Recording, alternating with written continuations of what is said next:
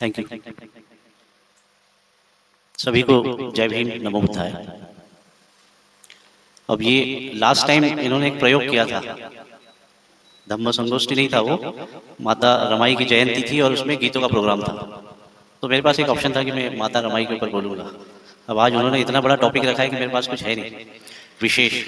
तो धम्म के बारे में ऑलरेडी गोलाई साहब ने कहा कि ये तो एक पॉइंट मात्र है जिसमें 20 मिनट लग गए। अगर धम्म के बारे में बातचीत करेंगे तो उनको पता नहीं कितना टाइम लग जाएगा। चलिए, बहरहाल मैं जिस विषय पर आज बात करना चाह रहा था, या मैंने ये सोचा था कि हम लोग अभी मार्च के महीने में हैं और ये मार्च का महीना हमारे लिए कुछ विशेष है। तो इस मार्च के महीने में क्या क्या विशेष है और उसकी विशेषताएं कैसे हमारे जीवन में प्रासंगिक हो सकती है, उसको समझने की कोशिश करेंगे। आप सभी लोगों ने देखा, पहला 15 मार्च, ये 15 मार्च को बहुजन लोगों ने मान्यवर कांशीराम साहब की जयंती मनाई। वो इसलिए मनाई कि मान्यवर साहब ने जो है वो बहुजनों के लिए एक सामाजिक सुधार का कारवा चलाया और महाराष्ट्र से निकलकर फिर वो उत्तर प्रदेश तक पहुंचा।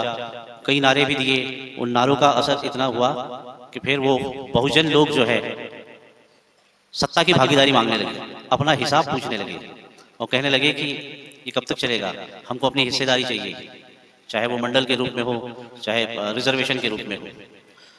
एक तो महत्व हमारे लिए मार्च महीना का ये है। दूसरा और एक विशेष महत्व है, 20 मार्च 1927 को, 19 और 20 मार्च 1927 को बाबा साहब ने जो क्रांति पहली बार शुरुआत की थी, महाड़ का चौदार तड़ाव, जिसको मराठी में बोलते हैं चौदार मतलब स्वादिष्ट पानी, स्वादिष्ट पानी के तालाब के लिए आंदोलन किया था, महाड़ सत्याग्रह। वो बाबा साहब का संभवतः पहला बड़ा आंदोलन था जिसमें बिल्कुल अपने हक और अधिकार के लिए उन्होंने हजारों लोगों के साथ उस पानी के लिए संघर्ष किया और कहा कि पानी जो है वो नैसर्गिक है, उस पर सभी का समान अधिकार है, इक्वल राइट है, चाहे फिर उतना अधिकार कोई अवर्ण रखता हो या फिर सवर्ण रखता हो, दोनों का समान अधिकार है। ये बाबा साहब का पहला आंदोलन था और उसके 99 वर्ष पूर्ण हो चुके हैं। और महाड़ तालाब जो सत्याग्रह था, उस सत्याग्रह की वर्षगांठ अगर हम मनाने जाए तो ये 1.25 वर्ष चल रहा है। जैसे हमारे देश में आज़ादी का अमृत महोत्सव मनाया, आज़ादी के अमृत महोत्सव को 75 वर्ष पूर्ण करने पर, और पूरा वो साल भर एक वर्ष चलता रहा, क्योंकि बाबा साहब की क्रांति की पहली ललकार है, ऐसा वो LR बाली लिखते हैं अपनी किताब में कि बाबा साहब की क्रांति की पहली ललकार महाड़ तालाब सत्याग्रह। तो ये जो वर्ष है, इस महाड़ तालाब वर्ष के सत्याग्रह का महोत्सव होना चाहिए, ताकि हमारे आने वाली पीढ़ी को तो पता चले। हमने बातों ही बातों में सुना कि महाड़ तालाब एक पानी के लिए सत्याग्रह था, तो पानी के लिए सत्याग्रह, और फिर पानी मिल गया था। बाबा साहब उस समय जब भाषण अपने दे रहे थे तो बड़े लोगों के ऊपर इतना गुस्सा होते थे, जैसे हम लोग कोई गलत काम कर देता है और उसको खूब गुस्सा होते हैं कि तुम मूर्ख हो, बेवकूफ हो, गधे हो, नालायक हो, इस टाइप के वो बाबा साहब कह रहे थे कि अगर इतनी जिल्लत भरी जिंदगी आपको चाहिए तो उससे तो मरना भला है, मर जाओ आप। 19 तारीख को वो ऐसा बोल रहे थे। तो ये केवल आंदोलन महाड़ तालाब के पानी पीने का आंदोलन नहीं था, ये हमारे लोगों को एक तो एहसास कराना था, पानी जो है वो नैसर्गिक संपत्ति है, ये किसी की पर्सनल प्रॉपर्टी नहीं है, इस पर किसी का कोई अधिकार नहीं है। जितना आपका है, जितना आप अपने आप को सो कॉल्ड सवर्ण मानते हो, अगर हमको अवर्ण मानते हो, चलो ठीक है मान लो, लेकिन इस पानी पर तो हमारा भी उतना ही अधिकार है। और ये पानी ही नहीं, केवल चौदार तालाब का ही पानी नहीं, दुनिया के जितने भी पानी होंगे, हवा होगी, जो भी नेचुरल प्रॉपर्टीज है, उन सारी नेचुरल प्रॉपर्टीज पर इक्वल राइट्स है हमारे, और वो हमको मिलना चाहिए और वो हमको लेना पड़ेंगे। अगर नहीं मिल रहे तो उसके लिए संघर्ष का रास्ता तय करना पड़ेगा, ये प्रेरणा मिलती है हमको। दूसरा, ये जो क्या महाड़ का सत्याग्रह है, ये कोई एक दिन की लड़ाई नहीं थी कि सब लोगों ने ये ठान लिया कि कुछ लोग जो है वो हमको महाड़ के चौदार स्वादिष्ट तड़े का पानी नहीं पीने दे रहे हैं, वहां पर कुत्ते बिल्ली भी पानी पी लेते हैं। यही नहीं, अछूते को कुत्ते बिल्ली भी पानी पी लेते हैं, जिनको ये लोग अछूत कहते हैं, उनके भी कुत्ते बिल्ली वहां पानी पी सकते हैं, लेकिन अछूत लोग पानी नहीं पी सकते। ये केवल एक दिन की लड़ाई नहीं थी। आप लोगों को याद होगा कि 1923 के आसपास डॉक्टर बाबा साहब अम्बेडकर अपना कैरियर स्टैब्लिश कर रहे थे मुंबई में। पहली बार जब वो लॉयर का काम करने वाले थे, कुछ 2-3 केसेस भी उन्होंने लड़े। तो 1923 में बहुत सारे ऐसे प्रोग्राम्स किए उन्होंने दामोदर हॉल में। दामोदर हॉल में अक्सर प्रोग्राम होते थे और बहिष्कृत हितकारिणी सभा का भी आरंभ वहीं से हुआ था। इसी बीच कोई मुंबई लेजिस्लेचर जो काउंसिल होती है, उस लेजिस्लेचर ने 1923 में एक प्रस्ताव पारित कर दिया कि जो भी म्यूनिसिपल प्रॉपर्टीज है, जो भी सरकारी संपत्तियां है और वो नैसर्गिक है, तो उस पर सबका इक्वली राइट है। ये 1923 में हुआ। 1924-25 के दरमियान महाड़ नगर पालिका ने भी ये प्रस्ताव पारित कर दिया, लेकिन बावजूद इसके हमारे लोगों को पानी पीने के लिए वो जगह नहीं मिली। तब जाकर 1925 से बाबा साहब ने संघर्ष किया और उस संघर्ष में उनको याद दिलाया, हमारे लोगों को झकझोरा कि क्या लोग हो आप लोग। जैसा मैंने कहा था कि वो 19 मार्च को बहुत ज्यादा गुस्सा हो रहे थे कि ऐसे क्या लोग हो आप लोग जो पानी पीने के लिए भी नहीं मिल रहा है, अगर उसमें भी आप अपनी भलाई मानते हो तो आपका जीना बेकार है। तो वो झकझोर रहे थे, हमारे लोगों को बता रहे थे कि आप इंसान हैं और आपको एक इंसान की तरह जगने का पूरा पूरा अधिकार है। तो इसलिए मैंने ये सोचा था कि इस बार का जो मेरा विचार होगा वो महाड़ सत्याग्रह आंदोलन के 100वें वर्ष का जो वर्षगांठ है, इसको हम लोग 1 साल तक सेलिब्रेट करें, ताकि हमारे समाज के लोगों तक ये संदेश पहुंचे कि अगर हमने संघर्ष का रास्ता अपनाया या कोई ऐसी वस्तुएं है, कोई ऐसी प्रॉपर्टीज है जो हमको नहीं मिल रही है, किसी जातीय विभेद के कारण, सामाजिक विभेद के कारण, धार्मिक विभेद के कारण हमारे लोगों तक नहीं पहुंच रही है, तो उसके लिए एकजुट होना पड़ेगा। एकजुट होकर संघर्ष भी करना पड़ेगा और संघर्ष का रास्ता होगा भारतीय संविधान का, बुद्ध के विचारों का।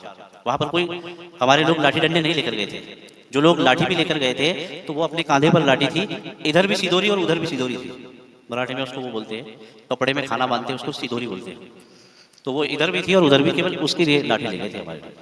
बाद में फिर अगले दिन भी बहुत सारे हुए, लेकिन उसका परिणाम भी अच्छा ही हुआ। और दूसरा जो मेरा आज का मोटो था, वो हम लोग पिछले काफी दिनों से कोशिश कर रहे हैं, गोलाई साहब भी उसमें से एक प्रमुख है, और 1-1.5 साल से अब सोशल मीडिया का दौर है। हम सब लोग देख रहे थे, सोशल मीडिया स्क्रॉल करते रहते हैं हम लोग, उस पर आता है कि एक राजरत्न अंबेडकर है, डॉक्टर बाबा साहब के परिवार से है, और वो नारा देना चाहते हैं कि नोट हमारा, बैंक तुम्हारा नहीं चलेगा। तब हमको लगता है कि यार ऐसा ही कुछ नारा जिन लोगों ने दिया था, वोट हमारा, राज तुम्हारा नहीं चलेगा, उन लोगों ने संघर्ष भी किया और सत्ता अपने हाथ भी लगी। तो क्या ये भी कोई मुश्किल तो काम है नहीं? नोट हमारा, बैंक हमारा, भाई हमारे पास नोट है, उसको रखने के लिए हमको एक बैंक चाहिए। ऐसा तो है नहीं कि हमारे लोग नौकरी पर नहीं है, बिजनेस में नहीं है, या कोई व्यवसाय नहीं कर रहे हैं। भले ही वो रेहड़ी पटरी की दुकान भी लगा रहा होगा और उसकी दुकान पर कोई 5 रुपए की चाय पी रहा होगा, उसका क्यूआर कर रहा होगा, तो वो पैसा तो बैंक में जा रहा है। अच्छा, हमारा आदमी कोई ऐसा तो है नहीं कि अभी तुरंत 5:05 पर ए नाम के आदमी ने चाय पी ली और वो बैंक जाके खड़ा हो गया कि मेरे दुकान पर ए नाम के व्यक्ति ने 1 मिनट पहले वो 5 रुपए दिए थे, वो 2। उसके 8 दिन, 50 दिन, 100 दिन पैसे रहते हैं उसमें। और ये सरकारी तंत्र जो है उन्हीं के इर्द गिर्द घूमता है। बड़े बड़े कॉरपोरेट्स, बैंक है, HDFC है, ICICI है, हमारे व्यक्ति को नहीं मिलता है 1 लाख रुपया कर्ज। मैं इसी मध्य प्रदेश की भोपाल राजधानी की आपको बात बताता हूँ। एक योजना चलती है प्रधानमंत्री विश्वकर्मा योजना। हालांकि ये योजना अपने आप में कंट्रोवर्शियल है और ना ही इसका किसी ने विरोध किया।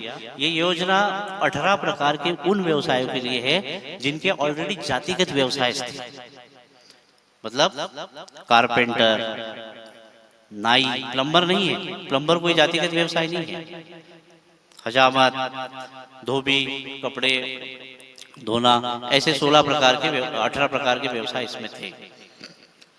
हमने 3000 लोगों को इसी भोपाल में ट्रेनिंग दी। प्रावधान ये थे कि ट्रेनिंग देने के बाद हमको एक टूल किट देनी थी 15,000 रुपए की, वो भी हमने दे दी। उसके बाद गवर्नमेंट उनको कोलेटरल लोन दे रही थी, मतलब उसमें किसी प्रकार की कोई जमानत की आवश्यकता नहीं होगी। 1 लाख रुपए का लोन देगी गवर्नमेंट, 5% कोलेटरल इंटरेस्ट पर, सबसे कम इंटरेस्ट। फिर वो अगर व्यक्ति चुकता कर देता है तो उसको 2 लाख मिलेंगे, ये करता है तो 3 लाख मिलेंगे। ऐसा वो स्टेप बाय स्टेप था। लेकिन अब वो जो 18 प्रकार के व्यवसाय है, आपको भी पता है, सबको पता है कि उन 18 प्रकार के व्यवसायों ने किसने प्रशिक्षण लिया होगा, किस जाति विशेष के लोगों ने प्रशिक्षण लिया होगा। हमारे ही जैसे, जिनकी हम हमेशा बात करते हैं या जिनके संघर्षों के लिए वो करते हैं। उन 3000 लोगों का हमने ट्रेनिंग की, 1200 लोगों ने एप्लीकेशन फॉर्म सबमिट किए। उन 1200 में से केवल 200 के लोन हुए हैं, बाकी 942 सारे रिजेक्शन में पड़े। तो हमारे व्यक्ति को नहीं मिल रहा है 1 लाख रुपया लोन। फिर कभी हम लोग उधर सुनते हैं कि SBI ने किया NPA अडानी का 4000 करोड़। उधर वो सरकारी तंत्र के बैंक्स जो है वो लोगों के कर्जे माफ कर रही है, NPA उसको सम्मान भी देती है, नॉन प्रॉफिट एसेट्स, और बता भी रहे हैं कि हमने इसका 4,04,000 करोड़ या इतना करोड़ रुपया कर्जा माफ किया है। तो ऐसी छोटी छोटी बातें थी, और हम लोग जो 12 तारीख का ये आयोजन इसी उद्देश्य के साथ कर रहे हैं ताकि हमारे लोग इसमें आगे आए। किसी से ये तो फोर्स नहीं है, हमारी बैंक होगी। अगर आप इस बैंक के शेयर होल्डर्स भी नहीं होंगे तो कम से कम आपके परिवार का कोई व्यक्ति उस बैंक का कर्मचारी होगा, और जब बैंक का कर्मचारी होगा उसके सारे शेयर होल्डर्स हमारे अपने लोग होंगे, और आप 1 लाख का, 10 लाख का, 5 लाख का लोन लेने जाओगे तो आपके प्रति उसकी सामाजिक संपत्ति तो होगी जो दूसरी प्राइवेट बैंक्स में हमको नहीं मिलती है। अब जब सामाजिक संपत्ति होगी तो उसको इजीली लोन भी मिल जाएगा। वो अपना बिजनेस जो सोच रहा है मन में, हम तो वैसे ही सोच सोच के ही निकल जाते हैं और कुछ कर नहीं पाते, क्योंकि तंत्र इतना मजबूत है कि उसको हम लोग तोड़कर उसके अंदर भेद नहीं पा रहे। तो ये उनकी कोशिश है। Bhimrao Ramji Ambedkar multi state cooperative banking system की मध्य प्रदेश में लॉन्च करना चाह रहे हैं। हम लोग भी लॉन्चिंग पे उनका सपोर्ट कर रहे हैं। 12 तारीख को मध्य प्रदेश में एक बड़ा सा आयोजन होगा। अब आप लोगों से यही उद्देश्य है, वह अपेक्षाएं है कि इस मैसेज को हमारे लोगों के जन जन तक पहुंचाए ताकि वो अपने कार्यक्रम में उपस्थिति दे सके, वहां पर बड़ी संख्या में आ सके।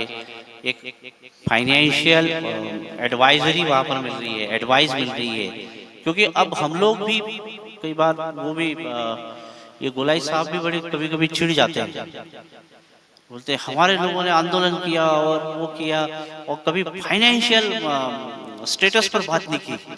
हो सकता है फाइनेंशियल स्टेटस हमारे लोगों का बाद में आएगा, एटलीस्ट पहले ये तो हो जाए कि उसको वो 14 तड़े का पानी तो मिल जाए। पहला पानी मिल गया, अब इसके बाद जो है अन्न की व्यवस्था होगी, फिर निवारा की होगी, और फिर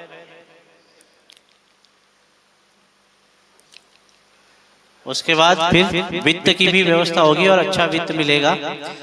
तो आप सभी महानुभाव से पुनः एक बार मेरी यही विनती है कि 12 अप्रैल 2026 को हम लोग राजा रतन अम्बेडकर जी का एक प्रोग्राम कर रहे हैं। प्रोग्राम का उद्देश्य है doctor Bhimrao Ramji Ambedkar multi state cooperative banking system का यहाँ पर घोषणा करना, जो उनका काम पिछले 1-1.5 वर्षों से महाराष्ट्र और कर्नाटका में शुरू हो चुका है। एक हमारी कोशिश है, हम अपनी तरफ से अपने समाज के लोगों के लिए क्या कंट्रीब्यूशन दे सकते हैं, जितना कंट्रीब्यूशन दे सकते हैं उतना कोशिश करेंगे, और यही तो हम चाहते हैं। मैं अभी एक जाटखेड़ी एरिया में रहता हूँ, तो जाटखेड़ी एरिया में जब मैं रहता हूँ तो मैंने वहां देखा कि कम से कम 300-400 फैमिलीज ऐसी है जो एक सिंगल कमरे के मकान में रहते हैं, और वो सिंगल कमरे का मकान भी उनका बना है। ये सब लोग महाराष्ट्र से काम की तलाश में यहाँ आए, भोपाल में कहीं दूसरी जगह रहे, फिर उनको उठाकर यहाँ बिठा दिया। तो कभी कभी उनका एक छोटा सा बुद्ध विहार है, मैं चला जाता हूँ।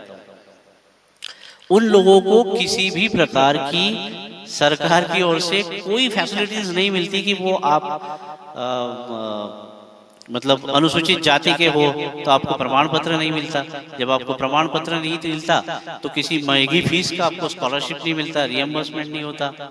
जब स्कॉलरशिप नहीं मिलती तो आप पढ़ नहीं पाते हो, अच्छा पढ़ नहीं पाते हो, तो अच्छी नौकरी के लिए कहाँ से अप्लाई कर लोगे। धोखे धड़ाके से किसी ने अच्छी कर भी ली तो फिर वो नॉट फाउंड फॉर सूटेबल हो जाता है, उसको इंटरव्यू में बाहर कर दे जाते हैं। बावजूद इसके वो लोग एक एक सिंगल कमरे के मकानों में रह रहे हैं और उनके पास एक अपना बुद्ध विहार है। बुद्ध विहार में बाबा साहब का स्टेचू है, बुद्ध की मूर्ति है। तो उनके मन में ये अपेक्षाएं है, उनके मन में ये कृतज्ञता है कि हमें आज नहीं कुछ मिल रहा है तो कल मिलेगा। लेकिन इस बात की उनको पूरी श्योरिटी है कि यदि मैं बाबा साहब के साथ हूँ, बुद्ध के साथ हूँ, तो कभी ना कभी कल्याण तो होगा। वो आज नहीं होगा तो फिर कल होगा। तो यही बोलकर मैं अपनी बात समाप्त करता हूँ कि आप सभी का स्वागत है। और इस प्रोग्राम में अगर आपकी तरफ से कोई विचार होंगे तो हम लोग उसको भी समाहित करेंगे। कोशिश करेंगे कि बाबा साहब के परिवार से भोपाल में आ रहे हैं उनका भव्य स्वागत हो और उनको भी एक आनंद की अनुभूति हो कि भोपाल मध्य प्रदेश का एक ऐसा शहर है जहां पर मेरे समाज के हर पहलू के लोग हैं। यहाँ पर 10 IAS भी मिलना चाहिए, 20 डॉक्टर्स भी मिलना चाहिए, 30 इंजीनियर्स भी मिलना चाहिए, 40 प्रोफेसर्स भी मिलना चाहिए और बाकी फिर पूरा हमारा समाज तो हमारे साथ है ही। तो मैं ये चाहता हूँ कि थोड़ा अच्छा आयोजन हो और गोलाई साहब इसको लीड कर रहे हैं। ठीक, थैंक यू। बहुत बहुत धन्यवाद आदरणीय विलास नागदवने जी, आप यहाँ पर आए, आपने इतनी अच्छी अच्छी बातें हमको बताई। दिशा ग्रुप की ओर से आपका बहुत बहुत स्वागत है। बोलिए डॉक्टर बाबा साहब अम्बेडकर, डॉक्टर बाबा